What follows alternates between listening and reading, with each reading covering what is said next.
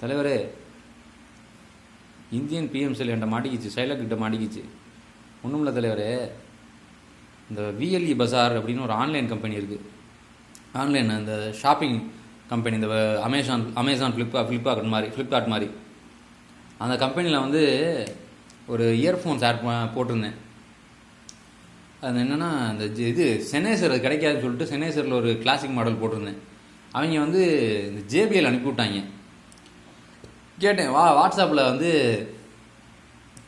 சொல்லி இந்த மாதிரி எரர் ஆயிடுச்சு, எனக்கு சென்னேசர் தான் வேணும்னு கேட்டேன். அவன் சொன்னேன் ஜேபிஎல் வச்சு அட்ஜஸ்ட் பண்ணிக்கோங்க அப்படின்னா. ரொம்ப மண்டையாக பேசிச்சு. இப்போ பார்த்தேன், டக்குன்னு கன்சியூமர் அந்த ஆப்பில் ஆன்லைனில் கம்ப்ளைண்ட் பண்ணேன். கம்ப்ளைண்ட் பண்ணி ரொம்ப நாளாக கிடந்துச்சு. இன்றைக்கி திருப்பி ரிப்ளை பண்ணியிருக்காங்க. நான் என்னென்ன ஒன்றுமே இல்லை, அது என்னென்ன பண்ணியிருந்தாங்கன்னு சொல்கிறீங்களேன். அந்த பேக் எப்போவுமே நம்ம என்ன பண்ணுவோம், ஒரு எலக்ட்ரானிக் கேஜெட் வாங்கினா அந்த பேக் சீலை ஓப்பன் பண்ணக்கூடாது, ஓப்பன் பண்ணி தான் வாங்காதீங்கன்னு சொல்லுவாங்கல்ல. அந்த பேக்கெல்லாம் ஓப்பன் பண்ணி அனுப்பியிருந்தாங்க. அதில் என்ன பிரச்சனை வருங்கிறது அந்த பிஎம்சியில் அந்த முட்டா புண்டை மோடிக்கிட்டேன்னு சொல்லியிருந்தேன்.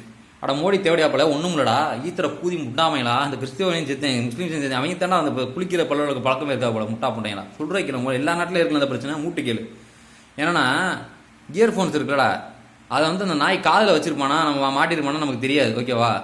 அவன் வந்து சார்ஜர் போச்சு, இப்படி பேசி சார்ஜர் டம்னு விழுந்துச்சுன்னா சார்ஜர் உங்கள்டா உயிரே போட்ட கத்துனால அப்போ பேசாமல் கேட்கணும்னு நான் சொல்கிறத. ஏன்னா அந்த சார்ஜர் இருக்குது, அந்த இயர்ஃபோன்ஸ் இருக்குல்ல, அந்த நாய் என்ன பண்ணியிருக்கு, காதில் மாட்டிருக்குமா, இதுக்கான நமக்கு எப்படி தெரியும். இயர்ஃபோன்ஸ் அப்போ அந்த காதில் அவனுக்கு டிசீஸ் இருக்கும் கட்டாயம். அது வந்து இயர் செக்ரீஷன்ஸ், ஓகேவா. அந்த இது அது நமக்கு வந்ததுன்னா கட்டாயமாக ஏதாவது டிசீஸ் வர வாய்ப்பு இருக்குது. ஏன்னா நீங்கள் என்ன பண்ணலாம், இதனால வரைக்கும் என்ன பண்ணிக்கலாம், ஒன்றும் இல்லை சொல்லலாம். ஆனால் இனிமேல் கட்டாயமாக ஆராய்ச்சி பண்ணும்போது என்ன கட்டாயமாக ஏதாச்சும் ஒரு டிசீஸ் வந்துருக்கு, அதை கண்டுபிடிங்க. ஏன்னா இப்போ கொரோனா எத்தனை நாள் தெரிஞ்சா இல்லை, எனக்கு வந்ததுக்கு அப்புறம் இருந்துச்சு.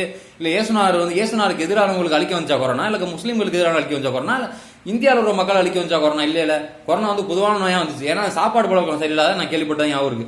ஏன்னா இங்கே இந்த சீனைங்க பச்சைக்கறி அதிகமாகல, அதுலேருந்து வந்தேன் அது மாதிரி வந்துச்சு எதுவும் கேள்விப்பட்டேன். சார்ஸ் அதே டைப்பு தான் போல, இந்த வெளிநாட்டிலேருந்து இறக்குமதி ஆகுது வியாதிகள். அப்போ நான் இது கேட்டேன், அந்த விஎல்இ பஜாரில் கேட்டேன், இது மாதிரி இப்படி இது சொன்னேன், இது கன்சூமரில் போட்டேன்.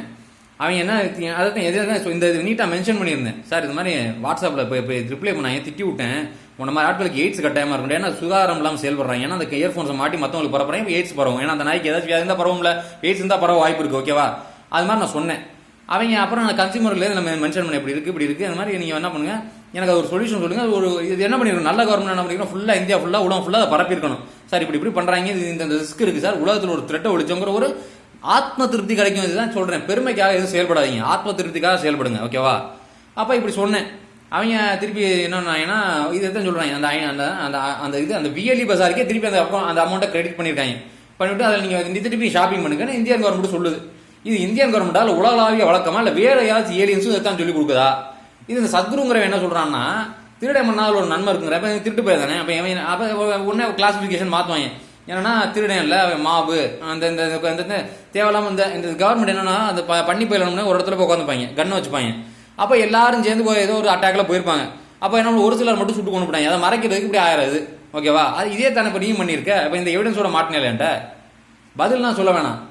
எப்போ நான் திரும்ப சொல்கிறேன், நேதாஜி வருவார், பே ஆஃப் பெங்காலும் உங்களெல்லாம் தூக்கி வீசுவார். நன்றி.